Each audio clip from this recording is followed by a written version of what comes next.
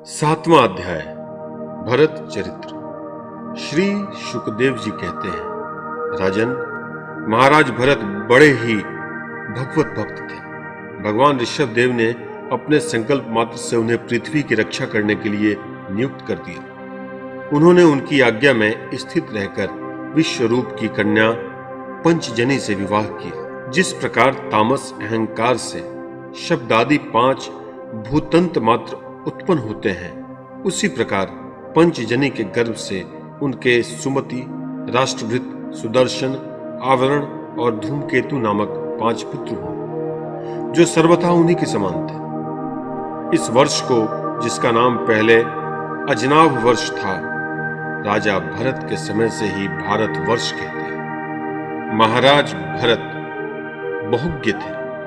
वे अपने अपने कर्मों में लगी हुई प्रजा का अपने बाप दादों के समान स्वधर्म में स्थित रहते हुए अत्यंत वात्सल्य भाव से पालन करने लगे। उन्होंने होता, अध्वर्यु, उद्गाता और ब्रह्मा, इन 4 ऋत्विजों द्वारा कराए जाने वाले प्रकृति और विकृति दोनों प्रकार के अग्निहोत्र, दर्श, पूर्णमास, चातुर्मास, पशु और सोम आदि छोटे बड़े क्रतुओं यज्ञों से यथा समय श्रद्धा पूर्वक यज्ञ और क्रतु रूप श्री भगवान का यजन किया।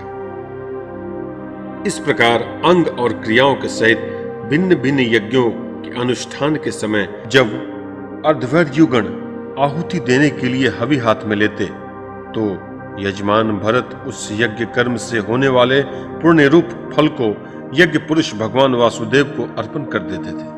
परंतु वे पर ब्रह्म की इंद्रादि समस्त देवताओं के प्रकाशक, मंत्रों के वास्तविक प्रतिपाद तथा उन देवताओं के भी नियामक होने से मुख्य कर्ता एवं प्रधान देव है। इस प्रकार अपनी भगवत दर्पण बुद्धि रूप कुशलता से हृदय के राग द्वेषादि मलों का मार्जन करते हुए वे सूर्यादि सभी यज्ञ भुक्ता देवताओं का भगवान के नेत्रादि अवयवों के रूप में चिंतन करते थे।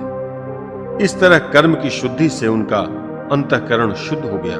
तब उन्हें अंतर्यामी रूप से विराजमान हृदयाकाश में ही अभिव्यक्त होने वाले ब्रह्म स्वरूप एवं महापुरुषों के लक्षणों से उपलक्षित भगवान वासुदेव में, जो श्रीवत्स, कौस्तुभ, वनमाला, चक्र, शंख और गदा आदि से सुशोभित तथा नारदादि निजजनों के हृदयों में चित्र के समान निश्चल भाव से स्थित रहते हैं, दिन दिन वेग पूर्वक बढ़ने वाली उत्कृष्ट भक्ति प्राप्त हुई। इस प्रकार 1 करोड़ वर्ष निकल जाने पर उन्होंने राजभोग का प्रारब्ध क्षीण हुआ जानकर अपनी भोगी हुई वंश परंपरागत संपत्ति को यथा योग्य पुत्रों में बांट दिया।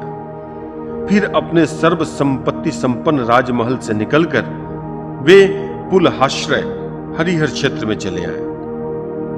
इस पुलहाश्रय में रहने वाले भक्तों पर भगवान का बड़ा ही वात्सल्य है, जो आज भी उनसे इसके इष्ट रूप में मिलते रहते हैं। वहां चंद्र नदी, गंडकी नाम की प्रसिद्ध सरिता चक्राकार शालग्राम शिलाओं से, जिनके ऊपर नीचे दोनों ओर नाभि के समान चिन्ह होते हैं, सब ओर से ऋषियों के आश्रमों को पवित्र करती रहती है।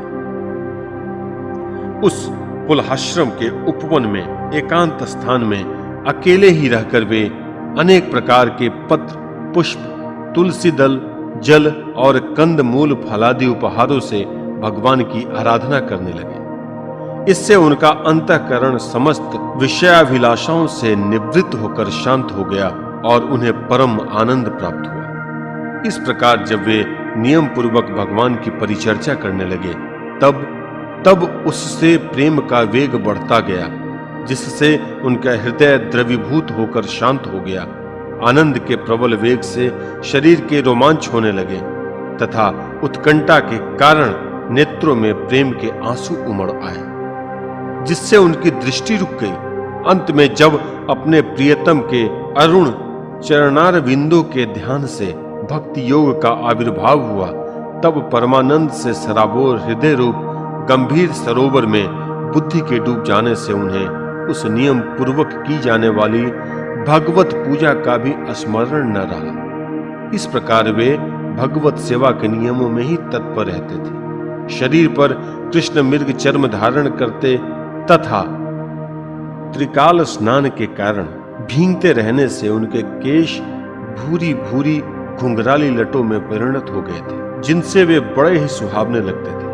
वे उदित हुए सूर्यमंडल में सूर्य संबंधिनी ऋचाओं द्वारा ज्योतिर्मय परम पुरुष भगवान नारायण की आराधना करते और इस प्रकार कहते, भगवान सूर्य का कर्म फलदायक तेज प्रकृति से परे है, उसी से संकल्प द्वारा इस जगत की उत्पत्ति की है, फिर भी अंतर्यामी रूप से इसमें प्रविष्ट होकर अपनी चित्त शक्ति द्वारा विषय लोलुप जीवों की रक्षा करता है। हम उसी बुद्धि प्रवर्तक तेज की शरण लेते हैं।